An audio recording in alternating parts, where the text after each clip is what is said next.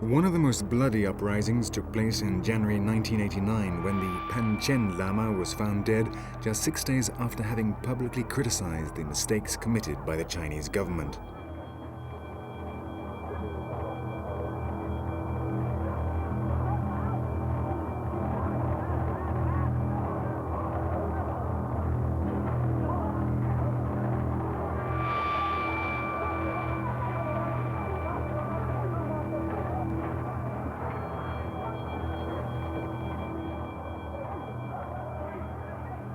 The Prime Minister Li Peng decreed martial law, but the uprisings did not cease, and every day there were demonstrations demanding independence. The soldiers broke them up by firing live bullets, and in 3 days there were hundreds of wounded, and over 60 demonstrators were killed.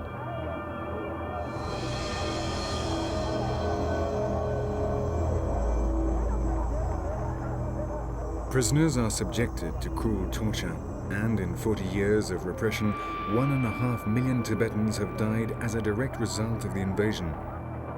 It is difficult to find a family that has not had at least one member imprisoned or murdered. A study carried out by Amnesty International reveals that 70% of prisoners die as a result of beatings, hunger, and the brutal conditions of forced labor to which they are subjected.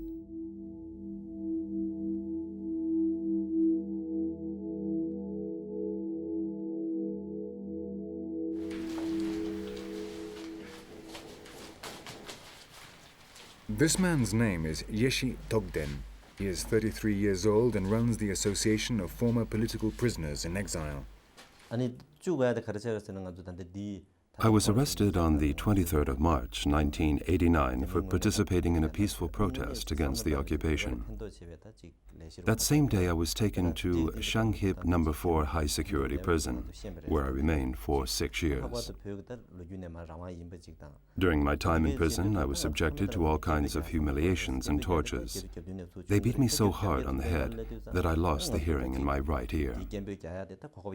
For the first week, I was locked up with 22 other prisoners in a small cell, without food or water. We had to relieve ourselves on the floor, where we slept. Every night, we could hear in the distance the screams of people being tortured. It was a nightmare.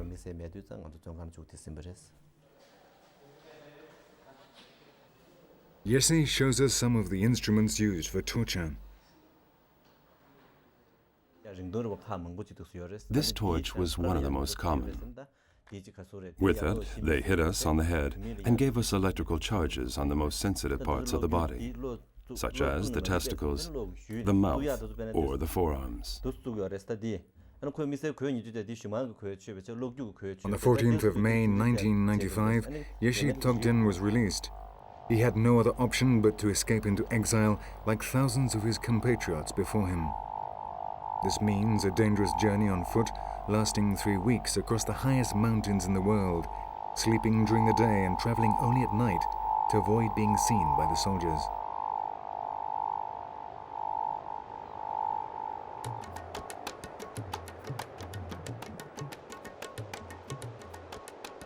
The most dangerous part is the crossing of the Nampa La Pass, 6,000 meters up in the mountains.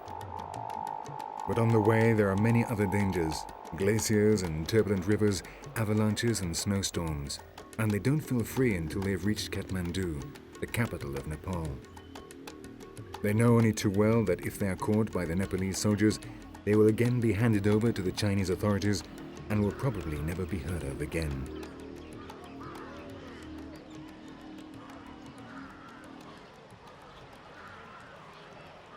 On the outskirts of Kathmandu stands the Exile Reception Center, a small building which provides physical and psychological attention. Here they also help them with the official procedures to achieve political refugee status.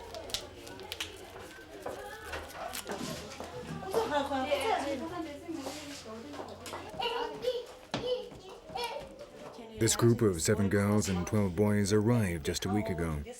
Their faces still reflect the arduous journey, but they are happy. They have reached freedom. The majority have suffered frostbite on their hands and feet, like this boy, who has had to have all his toes amputated. Yes, that's true. We are minority. Economically, too, the price they have to pay is very high. Depending upon the guide, also depending upon the age of people traveling. If it's a young child, like this girl, 11-year-old girl, they charge 1,000 yuan, Chinese rupees, and otherwise 700 to 800 yuan per head they charge. It's an exit permit. The refugees coming from Tibet, they can stay here for 7 days.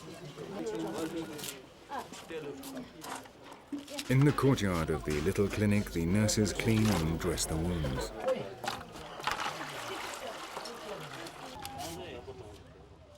They almost all arrive with frostbite.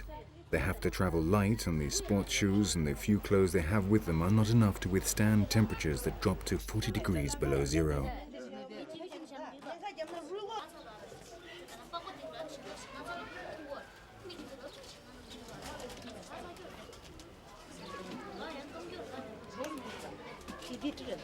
Nima Tenzing is 11 years old. She can barely walk, an eloquent example of the terrible struggle to survive. And then she came in 22nd of January.